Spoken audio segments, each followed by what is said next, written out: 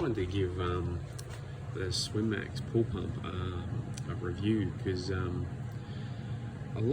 did a bit of research before buying one of these little suckers, and the reality was there wasn't much available from anyone in terms of reviews, and they seem to be coming from an eBay house or a Premier House kind of store in Melbourne. But look, as you can see, I've got it installed over there, just kind of tucked in between a couple of palm trees next to the pool box.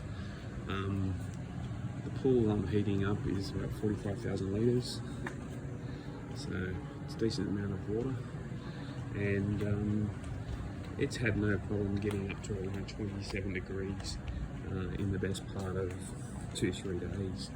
You can tell the volume coming off on is quite minimal. Just hear a bit of a zing in the compressor and the fan, and quite a simple unit. Let me just lift up here and show you there. So, running quite nicely there with heat.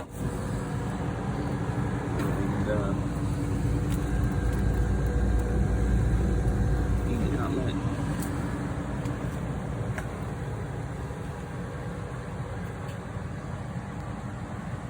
That's the Swimmax pump. Got no real complaints. Seems to work as it's sold.